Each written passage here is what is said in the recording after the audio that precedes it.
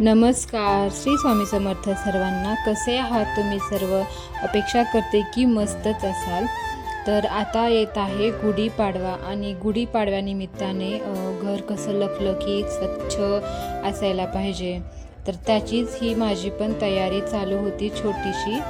तर म्हटलं की सगळं घर, दरवाजे वगैरे, सगळ्या खिडक्या वगैरे, खिडक्याच्या ज्या जाळ्या पण असतात ना, त्यालासुद्धा खूपच म्हणजे असं धुराळा बसतो. तर ते पण पुसून घेतलं, झाडून वगैरे तिथं पण जाळ्याला मारलं किंवा पुसून जरी घेतलं ना तरी त्यातलं जे घाण असते अडकलेली तर ती निघून जाते. तर सध्या ना माझ्या घरात इतका धुराळा येत आहे ना की समोर बांधकाम चालू आहे, तर त्याच्यामुळे फार धुराळा येत आहे. म्हटलं आधी दरवाजाच वगैरे सगळं सुरुवात करावी पुसून घेण्यासाठी. बाहेरल्या खिडक्या वगैरे मी कालच पुसून घेतलं होतं. फक्त आता घरातलं जे काही आहे ते जळमाट जाळ्या वगैरे काढणं किंवा कुठं काही धुराळा आहे ते पुसून घेणं तेच चालू होतं. मग आता हे पाहे जी मी स्वस्तिक काढलं होतं ना, तर ते इतकं वाळून बसलं होतं ना, ते कुंकवाचं होतं, तर ते निघत नव्हतं मला. पण तसंच एकदम त्याला प्रेशरनी मी त्याला पुसले आणि ते पटकन निघालं. मग आता पाडव्याच्या दिवशी नवीन व्यवस्थित सगळं जे काय ते स्वस्तिक म्हणा काय आहे ते आपलं शुभ लाभ वगैरे चिन्ह जे असतात ना ते सर्व काढायचं त्या दिवशी. आणि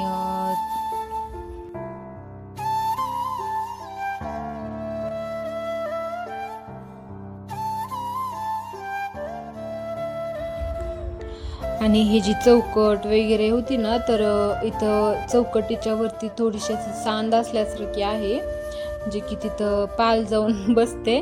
मला म्हणजे पुसून घ्यायला थोडीफार भीती वाटत होते, तरी पण म्हटलं घ्यायचंच आहे. आता सगळं साफसफाई लागली आहे कामाला, तर मग आता सगळंच व्यवस्थित पुसून वगैरे घ्यायचं. तर ते जे पाण्याचा हातात स्प्रे दिसत आहे ना, तर मी ते स्प्रे मारते आणि मग ते पुसून घेते.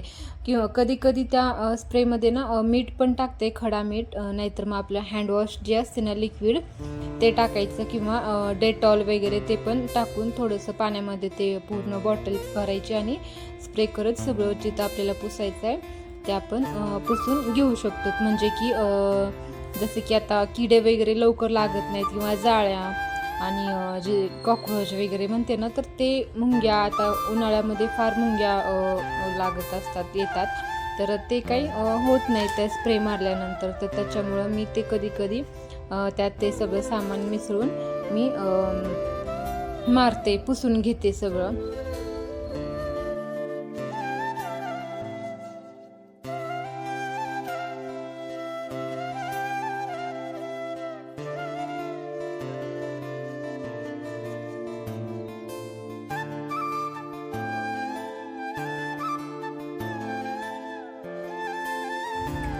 थोडं जरी खिडकी किंवा दरवाजा ओपन ठेवलं ना की इतका धुराळा येतो ना की बापरे, काल तर पुसलं होतं आणि आज लगेच झालं धुराळा, असं इतकं कधी कधी चिडचिड होते ना. तर असं. तर हे आहे तांदूळ आणि डाळ धुतलेलं पाणी, जे की मी झाडांना टाकून देते. कधी कधी मी मोठ्या बकेटात पण साचवते, पण तांदूळ थोडंसं आपण धुतात सुरुवातीचंच पाणी मी धुतलेलं घेते आणि ते मग भरून तेवढं तसंच मी ओतून देते झाडांना. तर इथं मला करायची होती गवारीची भाजी, गवारीची शेंग. तर म्हटलं आधी लसूण वगैरे सगळं कुटून वगैरे घ्यावं म्हटलं, कारण की जी गवारीची शेंग असते ना ती मी अगोदरच धुवून म्हणजे शिजवून घेतली होती कढईमध्ये. तर ही थोडीशी कालची दुपारची वेळ होती, तर काल शनिवार होता ना, तर त्याच्यामुळे थोडं दुपारून खुशी घरी लवकर येते, तर त्याचंच ते थोडंसं सावकाश काम चालू होतं, निवांतच असते, तर त्याच्यामुळं. आणि हे पहा, हे जे आहे ना कढीपत्त्याचं हे म्हणजे कढीपत्ता मिक्सरमधून काढलेला आहे हे, तर त्याचंच ते आहे. मी कधी कधी फोडणीत पण टाकते आणि कधी कधी असं लसूण कुटताना त्याच्यामध्ये पण मी त्याला मिक्स करून कुटते, जे की खूप चवदार आणि टेस्टी लागतं. लहान लेकरं वगैरे असं कढीपत्ता खात नाहीत ना, तर त्याच्यामुळे मी काय करते खुशी तर अजिबात कढीपत्ता खात नाही, तिनं तर कोथिंबीरसुद्धा खात नाही. कुठून कशी सापडते तिला कोथिंबीर, अक्षरशः तोंडातसुद्धा गेलेली कोथिंबीर ती बाहेर काढते. तर त्याच्यामुळे मी काय करते, हे ऑलरेडी तर कोथिंबीर आपण बारीक चिरतोच, पण हे जे कढीपत्त्याचं पान आहे ना त्याला कडक वाळवायचं उन्हामध्ये 1 दिवस 2 दिवस, जरी आता उन्हाळा भरपूरच आहे तर तुम्ही उन्हाळ्यामध्ये 1 दिवस जरी ठेवलं ना कढीपत्त्याची पानं म्हणजे कडक होतात, आणि त्याला मग रात्री किंवा दुसऱ्या दिवशी तुम्ही मिक्सर वाटं भरडून काढायचं एकदम बारीक होईपर्यंत, आणि चाळायचं नाही काही नाही, मिक्सर वाटं ते आपल्यापण बारीक होतं. तर मग ते एका काचेच्या भरणीमध्ये ठेवून द्यायचं, आणि जेव्हा आपण फोडणी वगैरे टाकतात ना तर त्यावेळेस ते फोडणीमध्ये टाकायचं, जेणेकरून ते म्हणजे कढीपत्त्याचं पान वगैरे टाकलं तर आपण बाहेर काढतात, पण हे चुरा कोणी बाहेर काढू शकत नाही, म्हणजे की त्यांनाही कळत नाही की आपण कढीपत्ता खाल्लेला आहे, ते पोटामध्ये जातं. आणि कढीपत्त्याचे हे खूप सारे फायदे आहेत, हार्टसाठी, केसांसाठी, डोळ्यासाठी, म्हणजे तर त्याच्यामुळे ते पोटामध्ये जायलाच पाहिजे. तर त्याच्यामुळे मग मी त्याला मिक्सरमध्ये वाटूनच ते मी काढते. तर हे जे आहे ना हे खलबत्ता, लसूण वगैरे कुटलेलं पाणी असतं ना शेवटीचं, तर ते पण मी भाजीत ओतून देते. तर मी काय ते टाकून देत नाही, आणि लगेच ते खलबत्त्याला वगैरे असं धुवून म्हणजे ठेवून देते, जे की म्हणजे असं चिकटपणा वगैरे त्यांना दुसऱ्या दिवशी घेतले की असं वाटू नये म्हणून लगेच तिथं विसळून ठेवून देते.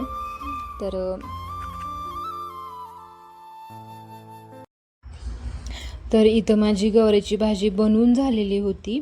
मी आता पुढे मी तुम्हाला सांगते की मी गवारीची भाजी कशी केली ती, म्हणजे साधी सिंपलच करते, म्हणजे इतकं काय त्यात असं म्हणजे मटेरियल नाही टाकत. अगोदर टाकत होते पण आता ना तर जास्ती म्हणजे इतकं मटेरियल टाकलेलं खावंसंच वाटत नाही आहे.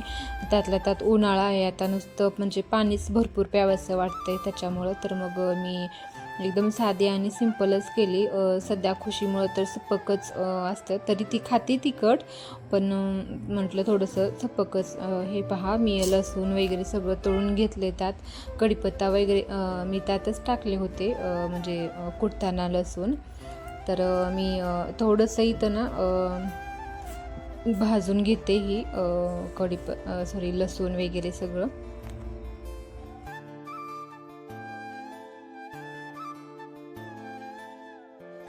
तर मी इथं थोडंसं गवारीमध्ये ना कांदा पण टाकते, कारण टोमॅटो पण टाकते, पण टोमॅटो ऑप्शनल आहे, आपण टाकू शकतो किंवा नाही, कारण आता उन्हाळ्यामध्ये भाज्या उन्हाळा खूपच कडक आहे, आणि त्यातल्या त्यात तुळजापूर थोडंसं डोंगरावर असल्यानं ना तर आणखीन जास्ती कडक ऊन लागते. तर त्याच्यामुळे मी तर टोमॅटो काही टाकत नाही आहे जास्ती आता भाज्यांना. तर थोडंसं कांदाच टाकला याच्यामध्ये बारीक चिरून. तर म्हणजे कांद्याची पण टेस्ट खूप छान लागते गवारीच्या भाजीला, तुम्ही टाकू शकता. तर इथं आपली लाल तिखट, हळद, थोडासा मसाला, आणि जे धनेपूड एक आहे, धनेपूड पण मी घरीच बनवते, धनिया पावडर. धने आणायचे विकत, 1 दिवस त्याला उन्हामध्ये ठेवायचं आणि मिक्सर वाटं काढायचं, एकदम बारीक होतं ते, म्हणजे त्याला चाळीची पण आवश्यकता नाही. मी ते पण माझं संपलं तर ते पण एकदा मी तुम्हाला नक्कीच दाखवेन की ते धनिया पावडर मी घरी कसं तयार करते. तर हे पहा इथं थोडंसं मी कमीच तेल टाकलं होतं. तर मग इथं फोडणी वगैरे दिली थोडीशी अशी गवारी वगैरे टाकून. तर काय जास्ती असं तिखट नाही ना, काय नाही, असं एकदम पचपच भाजी इतकं नाही आवडत, एकदम साधी सिंपल सोबर जेवढी तुम्ही करसाल ना तितकी ते म्हणजे त्याच्यामध्ये चव उतरते. नाहीतर जास्ती मटेरियल वगैरे तर टाकलं ना त्यात की म्हणजे तर ते गवारीची शेंग जी त्याची चव राहते ना तर ती चव लागतच नाही, गवारीच्या शेंगाची दुसरीच चव लागते. तर त्याच्यामुळे जी भाजी आहे ना त्याच्यात थोडंसंच म्हणजे तिचीच चव उतरावं भाजीमध्ये असंच करायला पाहिजे. मी तर तसंच करते. तर चला आता भेटूया नेक्स्ट व्हिडिओमध्ये. तुम्हाला जर माझे व्हिडिओ आवडत असतील तर लाईक, शेअर, सबस्क्राईब करायला विसरू नका. आणि तुम्ही जर माझा व्हिडिओ इथंपर्यंत पाहत असाल तर तुमचे खूप खूप मनापासून थँक्यू. तर चला मी आता हे छोट्या गॅसवर ह्याला थोडंसं उकळी येईपर्यंत म्हणजे ठेवून देते. आता भेटूयात नेक्स्ट व्हिडिओमध्ये. तोपर्यंत bye and take care. Shri Swami Samarth सर्वांना.